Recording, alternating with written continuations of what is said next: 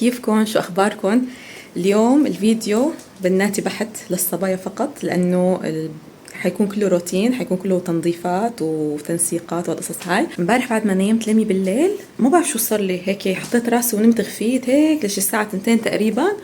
وانا بالعاده بعد ما نيم لين بقوم هيك بضبطي بالبيت، بضب المطبخ، هي اهم شيء عندي، لانه بحس اذا خلص المطبخ مضبوط كل شيء خلص بيكون هيك سهل علي يعني. فاليوم قمت البيت مكركب على الاخير، في عندي تنظيفات كتير. هلا الارض نظيفه لانه امبارح شغلت الروبوت وهيك، فالارض نظيفه ما فيها شيء، بس بدنا مسحه صغيره بس خلص ترتيب يعني. وفقت بكير، طرته ووصلته على الحضانه، ورجعت هلا لبلش فورا لانه ما عندي وقت، معي بس ساعه ونص. رح اقسم الشغل بين هلا وبين لما يجي لمي وينام القيلوله تبعيته، بكفي الشغل تبعي. يلا صبايا، اللي قاعد لساته يشرب قهوه هيك على السريع ويقوم معي مشان نبلش تنظيف سوا. وانا صراحه كتير هيك بتحفز لما اشوف هيك فيديو مثلا حدا عم ينظف او عم يرتب، فورا بحس هيك في شيء بينخزني ومع السريع وبلش بنظف كمان وبرتب. ف بتمنى هيك انه تستمتعوا انتم عم تشوفوا الفيديو، للي مخلص شغل واللي ما مخلص شغل يقوم معي مشان نخلص هيك شغلنا ونقعد نشرب قهوه على رواق. يلا خليكم معنا. She's a force to be reckoned with. Yeah, she's one of a kind. Got that confidence and style. She's blowing your mind. With every step she takes, she's owning the scene. A queen in her own right, living her dream. هلا اول شغله بساويها لما بدي اشتغل اني بشغل الغساله، لحتى بكون انا عم بشتغل مثلا بكون خلصانه، ووقت انا بستغل الوقت وبنشر الغسيلات فورا. فاستغربوا انه العاب لمي بكل مكان. طبعا لما بدي حمم ولا لمي لازم نص الالعاب تحضر على البانيو، فمعلش هلا بعد شوي بغسلهم وبضبهم.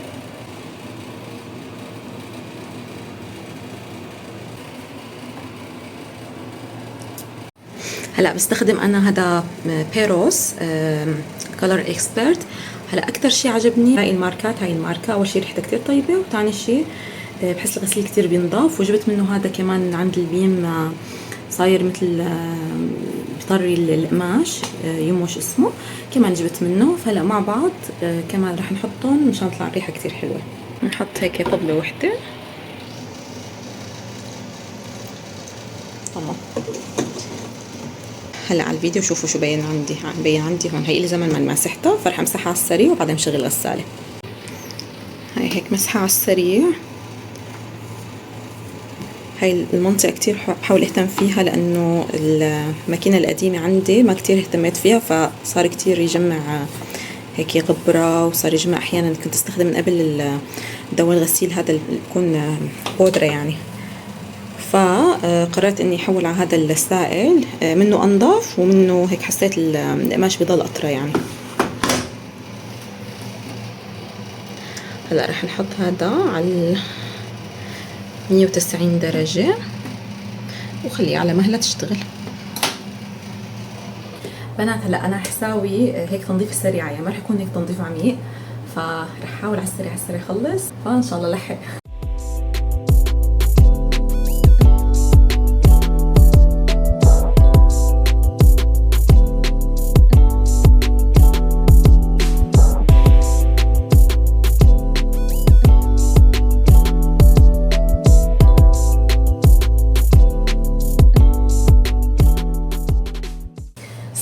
هذا الجهاز للرطوبة عندي أنا الحمام عندي، لأنه على منور، فكتير عم يصير رطوبة عندي وعم يطلع من هدول أحيانا البرغش الصغير.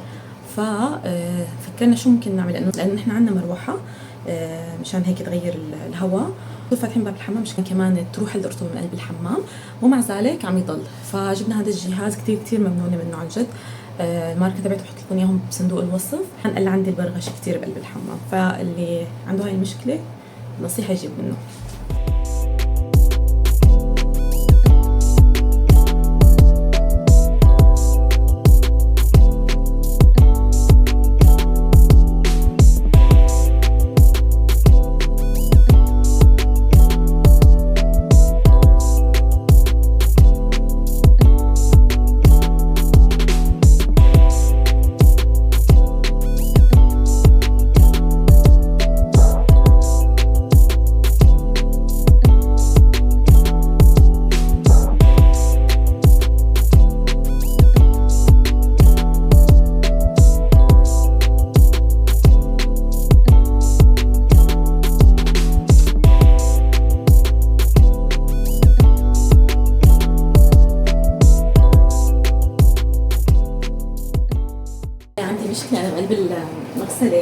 مغسله مربع او مستطيل خلينا نقول، فعنده هاي الزوايا كتير بيعلق فيها اوساخ. يعني حتى مثلا وقت بدي هيك نظف او شيء بحس انه لازم بايدي انا انه نظف الزوايا وهيك بالمي. بقلب المغسله ما في هيك ميل لحتى المي تنزل، فاحيانا لازم انا بايدي اني اعمل هيك لحتى الاوساخ تروح كلياتها بقلب هون.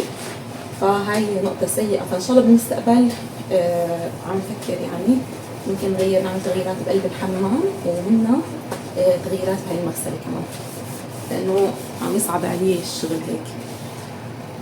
شوفوا صبايا الرطوبه كمان عم يصير عندي هيك هون السيليكون، هذا كلياته سيليكون ما وسخ، بس تحت السيليكون من الرطوبه عم يصير عندي لون اسود كمان، فهذا كلياته لازم له شيل ومن اول وجديد يعني نعمله السيليكون. تقريبا من حوالي سنه غيرنا. شوف هذا كلياته جديد، بس هون هاي المنطقه وهاي المنطقه من الرطوبه صار عليها حز اسود.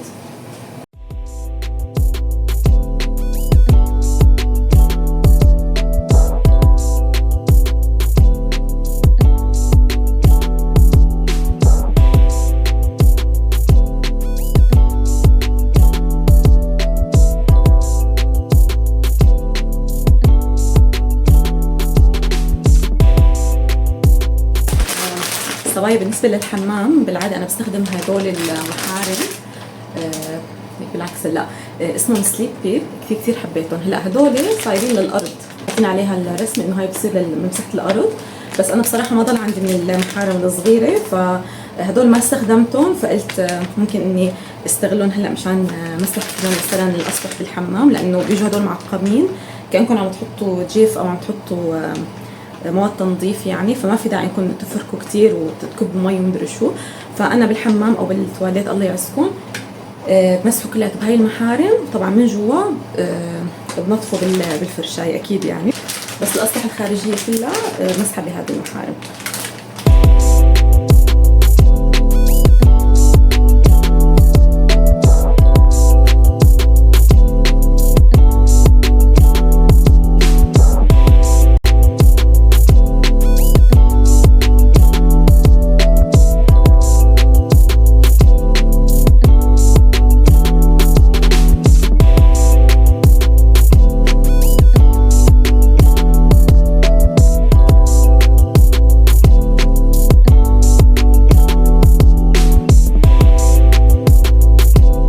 تقريبا شهر عم بستعملها، كتير كتير كتير عجبتني. اول شيء خفيفه بالايد، ثاني شيء لها قطعتين من هدول للتنظيف. هلا خصصت وحده للحمام وخصصت وحده للبيت، فحلاوتها انه ما بتجمع شعر ابدا، لانه كان عندي من قبل الممسحات هدول بيكون عليهم مثل هيك شباشيل، التنظيف فيهم عم بيكون كتير صعب لانه بجمعوا كتير شعر، خصوصا انا شعر كتير بيهرب بالارض، فقررت اجيب من هدول كتير كتير ريحوني، يعني بلموا الشعر كلياته هيك لاخر الغرفه اللي انتم عم تنظفوا فيها. فعن جد كتير بنصحكم تستخدموها. هلا في شغلات احسن طبعا بالسوق، في شغلات اغلى، بس هاي صراحه انا جبتها يمكن ب 300 ليره يعني ولا شيء، وخادمتني يعني. انا هذا الشيء اللي بدي اياه اللي عم دور عليه صراحه، فمبدئيا ممتازه.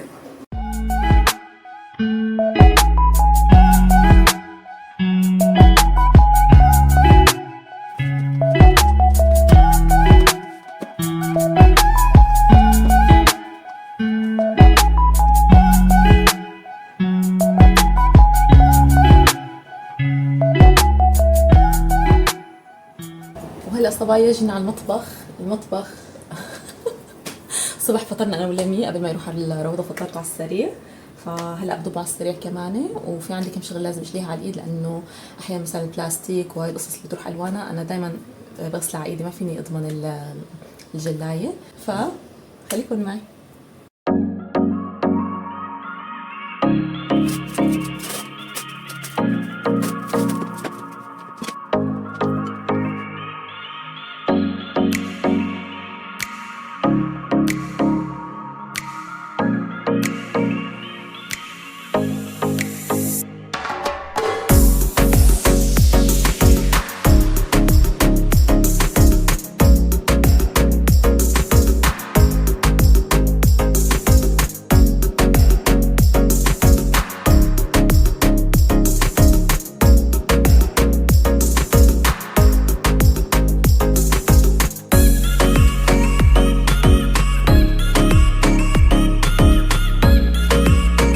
شوفوا على الطاولة عندي شو فيه.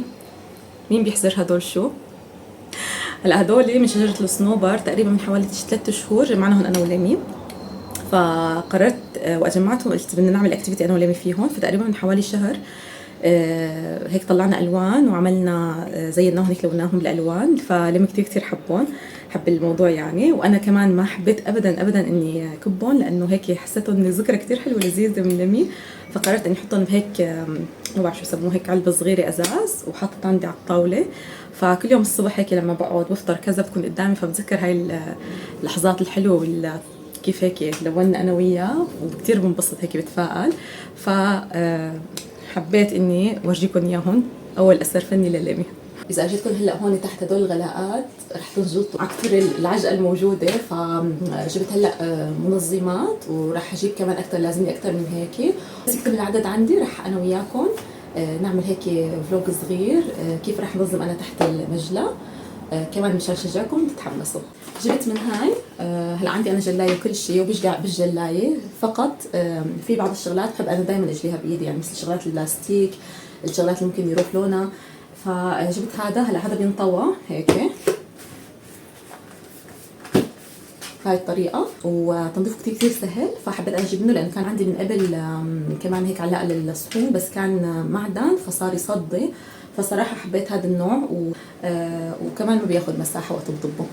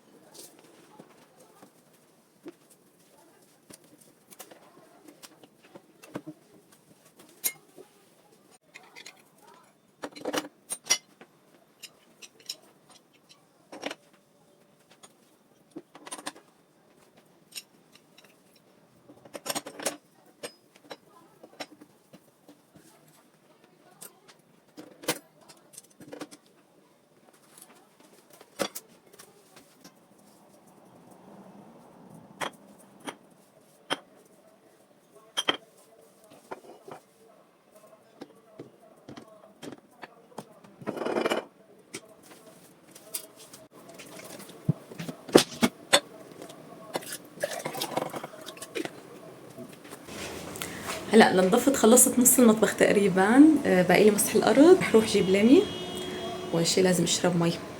هاي مي حطيت بقلبها بذور شيا، وحطيت بقلبها كمان هيك عصرة ليمون وشوية خيار، لاني كتير كتير عم قصر بشرب المي، فحبيت هيك اني شجع حالي شوي، خصوصا انه شوب كتير مثل ما شايفين. فرح اشرب مي وروح جيب ليمي من الحضانة وبرجع لكم. ليمي تشك دون دور مايلا.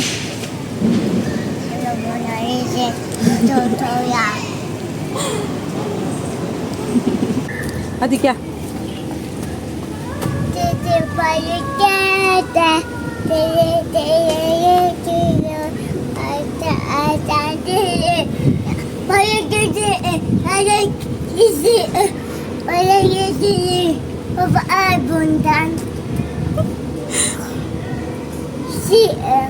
هادي كرمز بالك كله ساكت يا.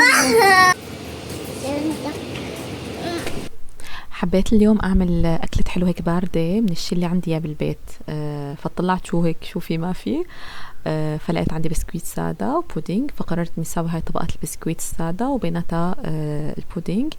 هذا الحلا كتير سريع وكتير سهل، يعني ما بده معلمية. فعملت 3 طبقات بسكويت، أخذ معي ظرف بودينج وتقريبا 4 كاسات حليب، وعندي اللي بيحب هاي النوع من الأكلات فحبيت هيك فرحه اليوم. وعم حاول دايما اني اعمل الشغلات الحلوه القصص هاي بالبيت لحتى ما اضطر اني طعمي مثلا من برا.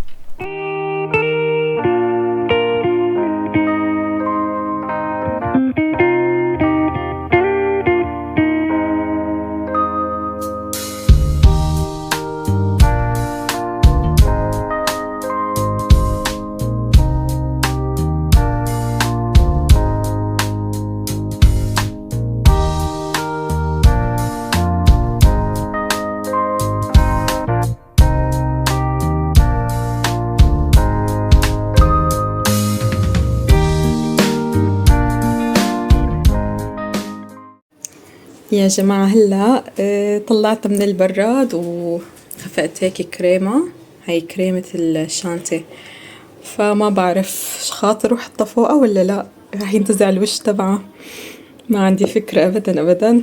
وكمان هون قطعت بندق، فرح خاطر معلش، الحياة فيها مجازفات احيانا. والله ما بعرف، شكله رح يمشي الحال هيك. رح افرد على الخفيف وحاول ابدا ما اخلطها مع الكاكاو، ما بعرف شكله رح يختلط، اجباري رح يختلطوا، بس مو مشكلة، المهم الطعمة.